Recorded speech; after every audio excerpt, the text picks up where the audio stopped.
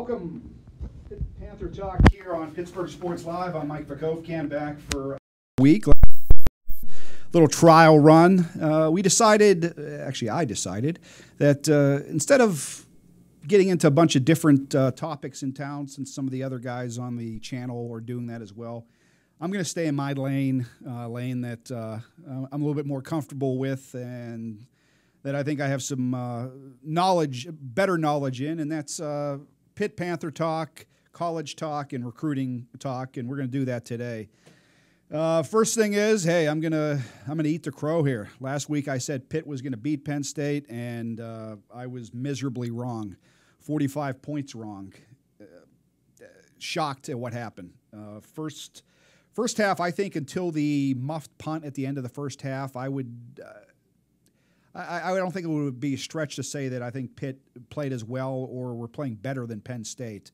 However, in the second, after that muff punt, things went downhill, and I don't know that Pitt made a positive play the rest of the game. They stunk. Shocked at what happened.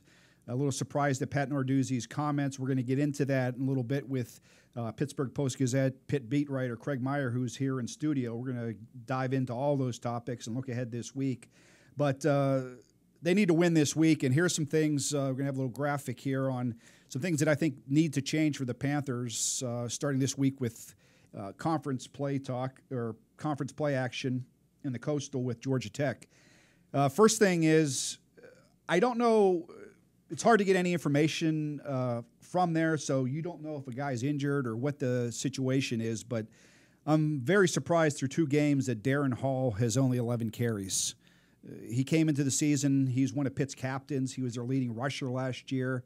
And nothing against Quadri Olison, who's played two good games, but not sure why Darrin Hall has only 11 carries, and I think that needs to change. I think he was a spark plug in the offense last year. I think he has a little bit more home run ability than Quadri does. Kind of see them as almost the same running back. But I'd like to see him get more touches. Also, more touches is A.J. Davis. He came here as a four-star kid. Pitt brought him here last year. They used up his eligibility, not his freshman eligibility last year. He didn't get that much time, and now he's coming into his third week. And he's gotten a few carries, but he's a guy. Pitt's offense needs a home run hitter, and there's very few guys like that. And one of them, though, is him. And somehow they need to find to get Sean Watson needs to find a way to get him the ball more, whether that's less cut touches for somebody else or whatever. But I want to see more touches for A.J. Davis. Third on this list here is a staple of the Pitt offense the last few years has been tight ends and getting the ball to tight ends. This year, they have no catches through two games, and as far as I've been at the game, as far as I can remember, they've only attempted one pass to a tight end, and that was to Tyler Sear in the first game. It was a little swing pass out to him, and when the quarterback is trying to find a rhythm and get comfortable, the easy cliche is the easiest guy to throw to is the tight end, and I think that has to happen. Whether whoever's going to be that pass catching tight end in this offense. Sean Watson, once again, if you see him mentioning his name a lot, I think there's a lot of pressure on Sean Watson, but he needs to find a way to get the ball to a tight end. And the last thing is, I was very high on the defense coming into this season. And through two games, they've played okay. Last game, I think, was they were put in a bad position as far as field position. It's tough to defend when you're the other team is taking over at your 40, 45-yard line every time. Your chances aren't that good, but I want to see more production and splash plays out of defensive ends. Rashad Weaver and Dwayne Hendricks in particular. Now, this week, Georgia Tech's in town. They're going to be without their top running back, Kervonte Benson. It's an even matchup for Pitt. I'm surprised a little bit. Pitt's a 4-point underdog at home. So in reality, people are thinking that Pitt's a touchdown favorite if you're 4 points at home. Pitt needs to win this game. They really do. It's conference play. Fans are already disgruntled. I'm not sure what the mood in the locker room is, but I think some of the memory of the 51-6 loss could get erased quickly if they come out and win a couple games here. They have two very winnable games in conference play, Georgia Tech and then North Carolina. So if you start the season 3-1, then you take on another ranked team, I think you have a little bit of mojo going in. So, but we're going to get into that in a second. But I want to bring up one last thing, some recruiting, some late developing stuff here. Unfortunately, it's not going to happen until this afternoon, and we're taping this morning. But we had some news this week. Joey Porter Jr. committed to Penn State. That wasn't much of a surprise. He was a lock, I think, from the beginning to go to Penn State. But two targets remaining on Pitt's list are M.J. Devonshire from Aliquippa and Taiwan Mullen from Florida. Mullen just announced here within the last half hour that he's going to make his decision this afternoon at 2 o'clock. He just made an official visit. He made one to Pitt. He previously made one to Nebraska, and he just wrapped one up to Indiana. My guess is I tried to reach out to him. He didn't respond. I'm just guessing here, but I'm forecasting him to go to Nebraska. So we'll see how that goes. But if that happens, Pitt is down to one premier cornerback that they're after, and that puts a lot of pressure on them to get into to try to land M.J. Devonshire. So we'll see what happens. But let's get into Pitt Panther talk here now, and I'm very glad to bring in Craig Meyer from the Pittsburgh Post-Gazette. We see him over at the offices all the time, does a great job for the PG, covers Pitt football and Pitt basketball. Craig, you're around the team as much as anyone. How surprised were you? I'm not sure you were surprised by the outcome. How surprised were you at a 45-point spanking? Pretty shocked. If you have told me going into that game, Penn State was going to beat Pitt, I wouldn't have been surprised at all. That was what I was sort of thinking it would be. I was thinking it'd be something not super close, but also not, certainly not that lopsided. I was thinking some maybe in the range. Penn State would win by 10, 14. I just thought they were the better team. They had more talent. They were a little bit deeper, or actually probably a lot deeper. But that game, it just snowballed so quickly. I think you had gotten to one point where Pitt was down. I guess they were probably down 21-6, and I was just like, this is sort of a gut check moment here. Things have been going wrong. You're in really adverse conditions. It's sloppy. Your quarterback has been playing well so far. Partially because of that sloppiness. And here's a moment where they can really sort of get to the point where they can sort of crumble and fall apart, and everything can sort of snowball. And then, or they could kind of fight back, and even if they don't win, they can make this a tight game. And obviously, the latter or the former happened with a lot of special teams miscues. And it's crazy because when you look back at that game, at the final box score, yardage-wise, Penn State outgained them. I think it's something like 390 to 300. So they certainly played better, but I guess it wasn't quite as lopsided as a 45-point final margin. So I was definitely surprised by that. I didn't think Pitt would spontaneously combust in the way they did on the special teams. But yeah, I think that's a game that we kind of look at now. When we get to the very end of the year, it can sort of be this momentary blip where you look at it. I think most teams have that one game where you sort of look back at it and you're just like, how in the hell did that happen? And, in an otherwise good season, if they finish 7-5, 8-4, even 6-6, I think you could look back and kind of wonder how that happened. Or it can just be sort of a sign of things to come, which I think this week's game against Georgia Tech will have a pretty large say in determining which of those it is.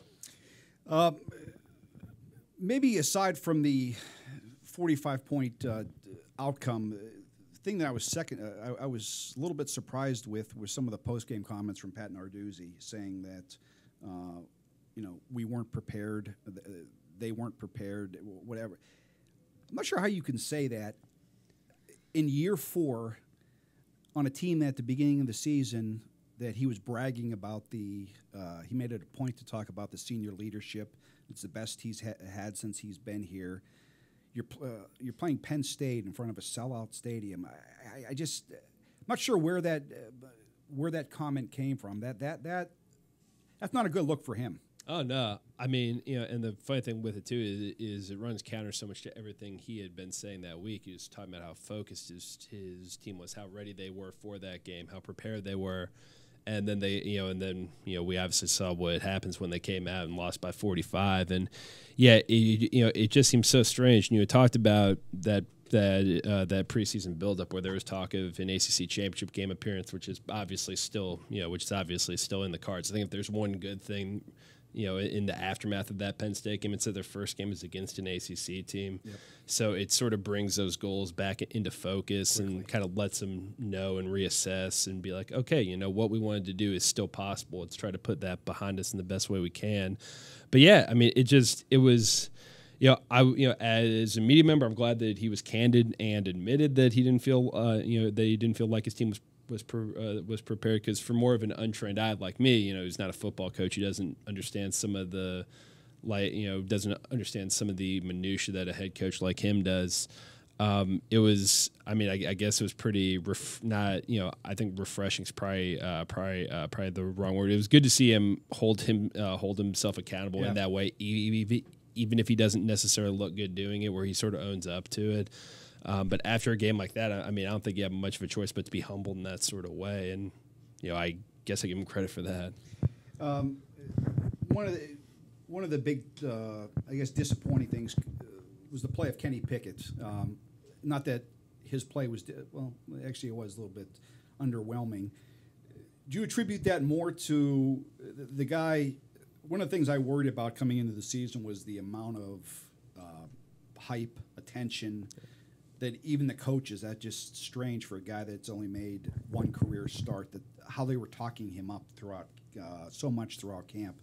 Did you put more of what we saw on Saturday night to a kid making his third start, or you maybe more toward the weather conditions, or a combination of both? I think it's kind of all those things. I think that you got a guy, who's inexperienced. This is a big game, of his three starts. It's pretty crazy to think that his first one was against the number 2 team in the country, and his third one was against a heated rival, top 15 team at home, and in front of a sold out crowd. So, he certainly in that brief time been put through the ringer, and I feel like it had to do with kind of all those things. I think it's a good chance for people to sort of, take a step back, when they look at Kenny. Pat had mentioned the preseason, I'm kind of worried that people expect him to be Kenny perfect, which, in the first half of the Albany game, he was something like 13 for 13. Yeah.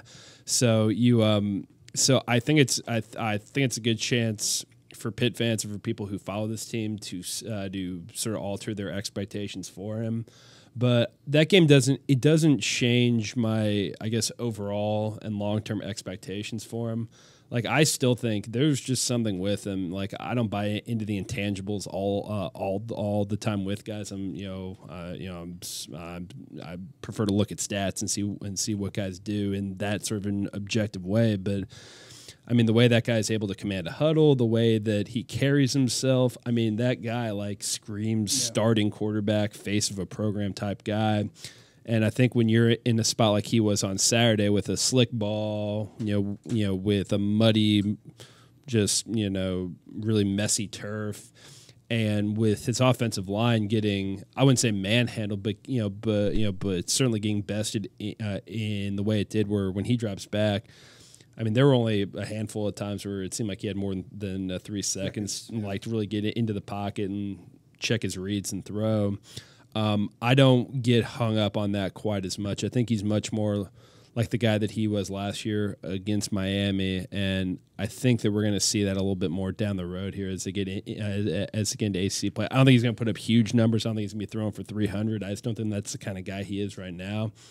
But I think that he's someone who can very easily, complete 65% of his passes and throw for 200 yards and rush for another 50 or 60 and be a really effective guy for this team. So I think Saturday was just sort of a Murphy's Law type thing. It seemed like everything that could have possibly gone wrong for a quarterback like him in that game did. Coming into the season, one of the probably the number one question mark on the team was wide receiver, and the coaches throughout camp talked a lot about how guys in camp were making plays, and somebody's going to emerge from the posse, their camp name for the receivers. Another thing aside from the pressure is I didn't see a lot of guys open. That's going to hurt a quarterback. Where do you see this? And there was another change on the depth chart this week. Shockey Jaquez Louise was moved into the starting lineup. That's 3 straight weeks with a different guy in the rotation. Do you see anyone? Is that a potential, or do you think someone's going to emerge? Where do you see them at receiver right now? Yeah, I mean, I think there are 3 guys so far who, in their first 2 games, and I think more than not, you probably have to go back to that first game, against Albany, since Pickett only, threw for 50-some yards against Penn State, to where the receivers really weren't highlighted that much. There are 3 guys. I really like Tazier Mack. I think that he's a guy who has shown himself at a Power 5 school to be able to be a reliable option, a guy a quarterback can turn to. I mean, there was a play against Albany. You take it with a little bit of a grain of salt because it was Albany. It was an FCS team.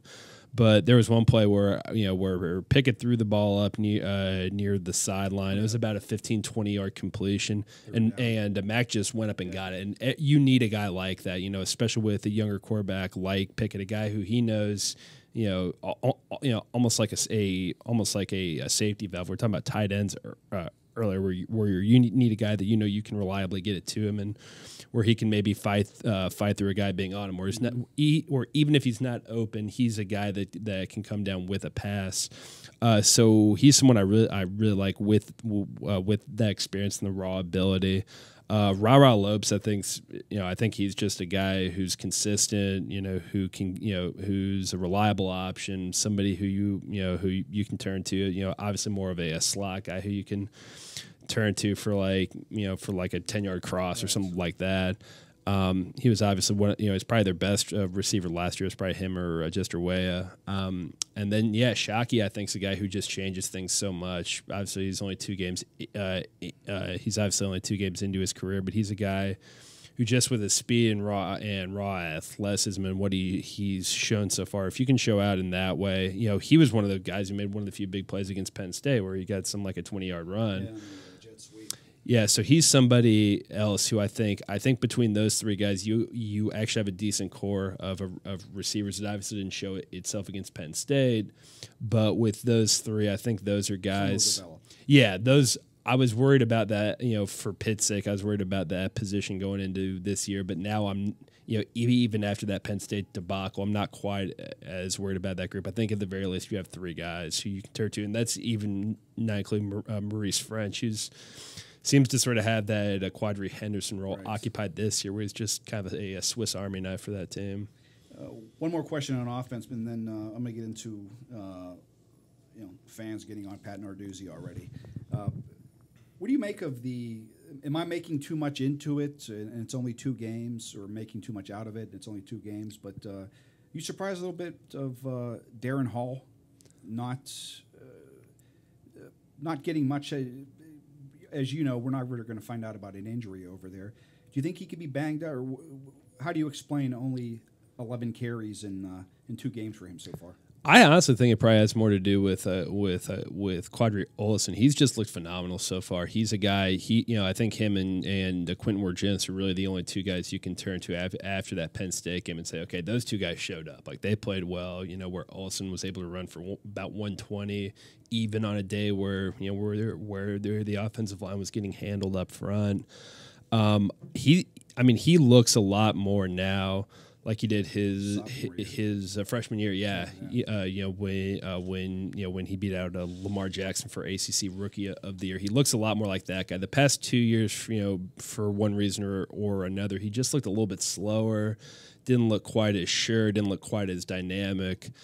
I don't know if it was the number switch, as Pat Narduzzi alluded to after the Albany game, but I think it really has more to do with him, and I think they're in a spot now where you go into the year without sort of an obvious number 1 back. I think it is, or it has probably just been as simple as riding the hot hand, and I think that's been Olson so far. Pat Narduzzi, it's funny, during the recruiting offseason, fans love the guy. They love his activity on social media. He's a little brash. And it comes to the season, and you have a few losses, and then if you go to the Pitt football groups on Facebook and our sites, and I'm sure on your message board at the PG, people want Heather like fire him. He stinks. Where do you see Pat Narduzzi? Is Pitt a better program now than when he took over? Is he making the progress you expected, or where is this program with him?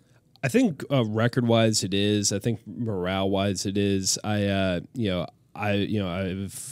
made this comparison, to some friends before that. For Paul Christ was a guy who had who had about a 500 record. I felt like he was a necessary guy though. They had fired Wannstedt. Then everything happened with Mike Haywood, where you had to replace him after 3 weeks. Then Todd Graham bolted after 1 year, and it was almost sort of like a really bad hangover, where your head's throbbing, you can't eat for what feels like the entire day, and when you get to the point where you feel like you can eat, you need like a plain piece of toast. That toast will get you, it'll fill you up. It'll get you the sort of nutrients you need. It'll move you forward. And Paul Christ, it probably fits a little too well because he was sort of a bland guy, but he was that piece of toast. I think he stabilized that team. He got them to where they really needed to be, where they could where they weren't in this perpetual flux. And he's obviously at Wisconsin shown himself to be a good coach. And I think Narduzzi is sort of the guy who's tasked with trying to take him to that next level, where there's a sense of stability now, where you're not worrying about losing a coach or firing a coach after every other year. And I would think they would have been further along in year 4. I feel like that 51-6, again, part of this may be recency bias. Because that's our lasting memory of him. But it is interesting, though. I'm shocked at how quickly things have changed. Again, I don't know if this is just heat of the moment, being in the days after a loss to a bitter rival, and we may be talking in 5 days, and they beat Georgia Tech, and they're 2-1, and hope springs eternal, and there's talk of ACC championships again. But it is amazing to see how quickly it has turned, where some of the things that used to be sort of attributes for him, where I remember the Virginia Tech game a couple years back, where Dave Andrews, their strength coach, was having to physically hold him back. Where the biggest dude on the sideline is the one tasked with keeping him back so they don't get a penalty. That was seen as fiery back then. Now he's out of control. Exactly. So it is quickly to see how that's turned. Again, the guy's got a 7-year contract. You're not buying out all of that just for one pretty bad year. Grant, that's coming off a 5-7 season that was disappointing, but ended on a high note. So he's someone who, that 7-year contract I was a little puzzled by. Yeah. I think that the program needed, they definitely needed that, but it seemed a little long.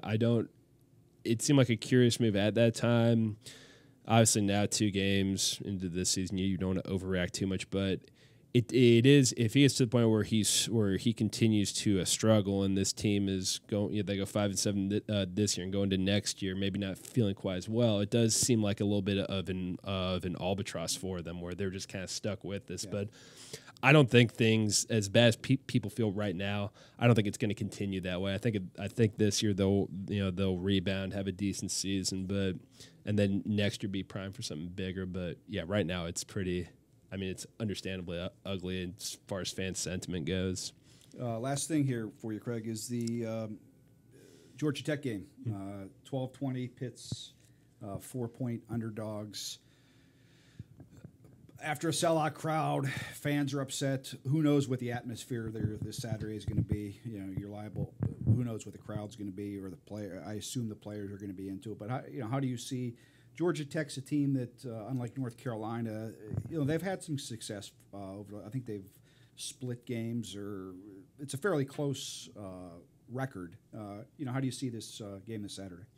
Yeah, I think it'll be interesting. Without Cravante Benson, he got about 200 rushing yards and 2 touchdowns against Pitt last season, and I could see it being a tough game just because while Georgia Tech's not as good this year, if you look at Pitt under Narduzzi against a triple option teams, their 3 games against Georgia Tech and then the bowl game against Navy in his first year, they've really struggled. I mean, there have been games where teams will get 400 plus yards. They'll be averaging, 6 or 7 yards per carry. I think in their Georgia Tech game his first year, I think Georgia Tech averaged about 9.1 yards per rush. Grant, I don't think that those defenses were nearly as good. That's one downside to Paul Chris was recruiting defensively was terrible. And I think you're kind of seeing that a little bit now, where the guys, where some of your older guys on that D were guys that he went after, although there are some good ones. But I think that this is a game they just need. I mean, if for no other reason than just to boost the not even fans, but just to boost the morale of that group, where they're coming off such a deflating loss. And I can't envision after what happened last week there being more than 40,000 people on Saturday. Yeah, so I think if you lose a game to a fellow team that's been struggling in front of a almost half full Heinz Field, I think that would be such a massive letdown, and sort of that hope and optimism that comes with a new season, that comes with ACC play, that would be deflated in some way. And then you go into the North Carolina game against a team, I guess they'll now be on 2 weeks rest, a team that has beaten them narrowly so many times, maybe in their heads a little bit. Where you go into that game where that's absolutely a must-win, as bad as Carolina is. So I think this is the kind of game that seasons turn on, that it pivots on, that a team, it's the difference between Pitt going 5-7 and maybe going 7-5. So yeah, I think I certainly don't want to use the term must-win, but I think it's one that they're really going to have to show out in, and a win could do a whole lot for them. All right, Craig. Hey, I appreciate being the first guest on here on Pitt Panther Talk on Pittsburgh Sports Live. Appreciate it. Thanks for having me. All right, we'll see you at the South Side. Our coverage this week, of course, Alan Saunders will be manning the beat all week. He's over at Pat Narduzzi's final availability today at 1:00. So look for that. Also, coverage on Saturday. We'll have game day, game notes here on Pittsburgh Sports Now. I'm going to do a little wrap after the show and give my thoughts on the game. Alan will have stuff from the field, post-game, everything. And we'll be back here next Thursday here on Pittsburgh Sports Live for another edition of Pitt Panther Talk. I appreciate you tuning in. Craig Meyer, I appreciate you coming in. And have a good week, everyone.